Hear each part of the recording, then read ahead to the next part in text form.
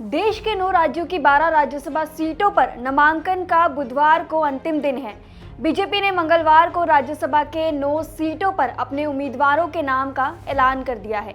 BJP ने राज्यसभा चुनाव के जरिए भले ही सियासी समीकरण साधने का दांव चला हो, लेकिन अपने नेताओं से ज्यादा दल बदलुओं और दूसरे राज्यों के नेताओं पर भरोसा जताया है।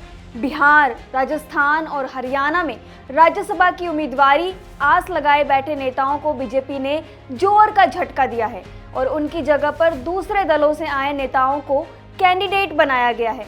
इस तरह बीजेपी नेतृत्व ने एक तीर से कई सियासी शिकार किए हैं। राज्यसभा के लिए बीजेपी ने मध्य प्रदेश से जॉर्ज कुरियन, असम से मिशन रंजन दास और रामेश्वर तेली, बिहार से मनन कुमार मिश्रा, हरियाणा से किरण चौधरी, महाराष्ट्र से धैर्यशील पाटिल, ओडिशा से ममता मोहंता, राजस्थान से सरदार रवनीत सिंह बिट्टू और त्रिपुरा के लिए राजीव भट्टाचार्य को प्रत्याशी बनाया है। इसके अलावा बिहार से उपेंद्र कुशवाहा को पहले ही राज्यसभा का कैंडिडेट बीजेपी ने घोषित कर रखा है। राज्यसभा में टिकट बंटवारे में बीजेपी ने पूरी तरीके से जो दांव खेला है वो दल बदलुओं पर खेला है। बीजेपी ने राज्यसभा चुनाव में दूसरे दलों से आए नेताओं पर बड़ा दांव चला है। हरियाणा से बीजेपी ने राज्यसभा प्रत्याशी किरण चौधरी को बनाया है, जो लोकसभा चुनाव के बाद कांग्रेस छोड़कर पार्टी में आई है। इसी तरह लोकसभा चुनाव के दौरान कांग्रेस छोड़कर बीजेपी में आए रवनीत सिंह बिट्टू को राजस्थान से राज्यसभा भेजने का फैसला किया है। हालांकि बिट्टू को बीजेपी ने लोकसभा चुनाव में भी उतारा था, लेकिन वो जीत नहीं पाए। इसके बाद उन्हें केंद्रीय मंत्री बनाया गया है और अब राज्यसभा भी बीजेपी उनको भेजने की प्लानिंग कर रही है। बिहार की 2 राज्यसभा सीटों पर चुनाव हो रहे हैं। बीजेपी एक सीट पर तो उपेंद्र कुशवाहा को राज्यसभा भेज रही है और दूसरी सीट पर बार काउंसिल ऑफ इंडिया के अध्यक्ष मनन कुमार मिश्रा को प्रत्याशी बनाया गया है। बता दें कि मनन कुमार मिश्रा कांग्रेस से बीजेपी में आए हैं, तो वहीं उपेंद्र कुशवाहा ने राष्ट्रीय लोक मोर्चा नाम से अपनी पार्टी बना रखी है। कुशवाहा 2024 में बीजेपी के साथ गठबंधन कर चुनाव लड़े थे, लेकिन जीत नहीं सके। अब उन्हें दोबारा राज्यसभा भेजने का बीजेपी ने फैसला किया है। तो वहीं ओडिशा से ममता मोहंता को बीजेपी ने राज्यसभा का प्रत्याशी बनाया है, जो बीजेडी छोड़कर आई हैं। इसी के साथ ओडिशा से राज्यसभा जाने वाले बीजेपी के संभावित नामों पर विराम लग गया है। मध्य प्रदेश से जॉर्ज कुरियन को राज्यसभा भेज रही है, जो केरल से आते हैं। कभी जनता दल में हुआ करते थे, लेकिन लंबे समय बीजेपी में हैं। ऐसे में बीजेपी में राज्यसभा जाने की आस लगाए बैठे कई नेताओं की उम्मीदों पर पानी फिर गया है।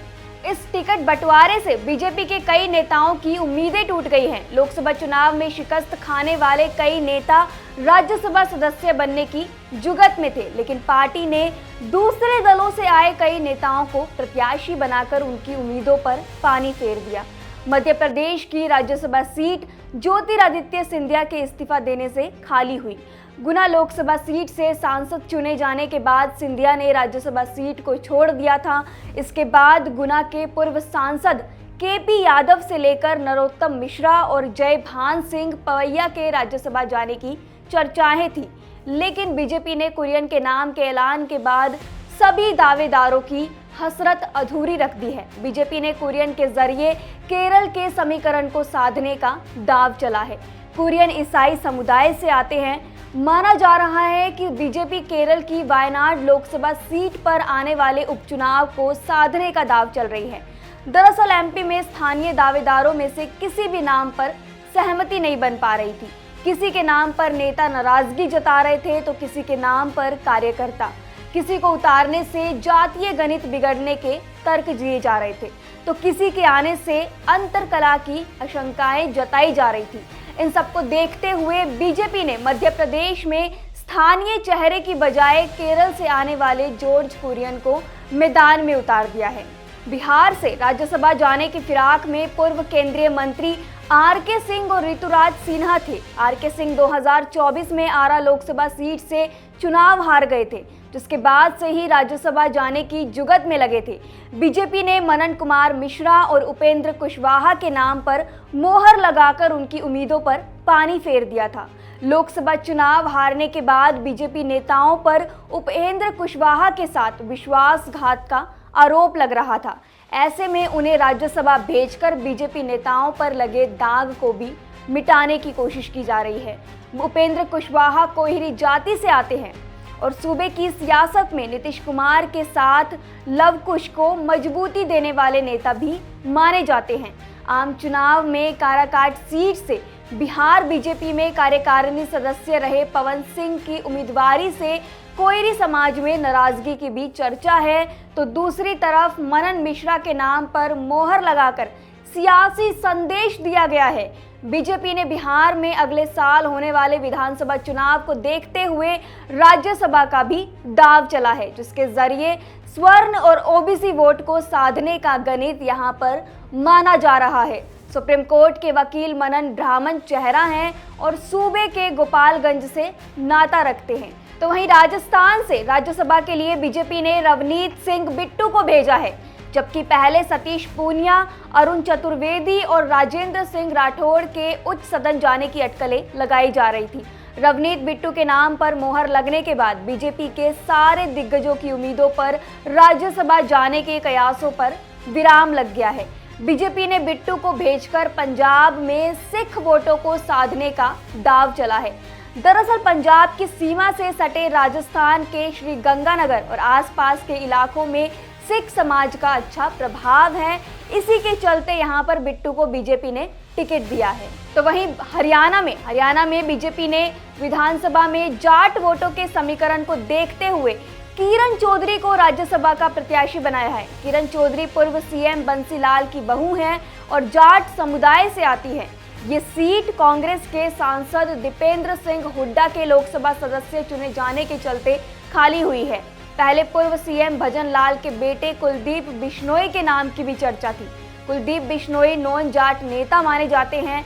इसके अलावा भी कई नामों की चर्चा थी, लेकिन बीजेपी ने जाट वोटों को साधने के लिए किरण चौधरी पर दांव चला है। किरण चौधरी बता दें कि एक महिला चेहरा है और लंबे समय से एक्टिव पॉलिटिक्स में भी हैं। नारी शक्ति वंदन अधिनियम को उपलब्धि के रूप में महिला मतदाताओं के बीच में जा रही बीजेपी की रणनीति किरण को राज्यसभा भेजकर ये संदेश देने की भी है कि पार्टी जो है वो महिलाओं को प्रतिनिधित्व देने का काम भी यहाँ पर कर रही है। ओडिशा से ममता मोहांता को बीजेपी राज्यसभा भेज रही है, जो कुडुमी समुदाय से आती हैं। आदिवासी बहुल मयूरभंज जिले से आने वाली ममता मोहंता बीजेडी से राज्यसभा सांसद थी, लेकिन वे जुलाई में इस्तीफा देकर बीजेपी में शामिल हो चुकी है। इसलिए बीजेपी ने ममता मोहंता पर ही दांव खेला है। त्रिपुरा से बीजेपी ने अपने प्रदेश चीफ राजीव भट्टाचार्य को राज्यसभा भेजकर पार्टी नेताओं को संदेश देने की कोशिश की है। इसी तरह बीजेपी महाराष्ट्र से धैर्यशील पाटिल को राज्यसभा भेज रही है, जो दक्षिण रायगढ़ जिले के बीजेपी अध्यक्ष की जिम्मेदारी अभी फिलहाल संभाल रहे हैं।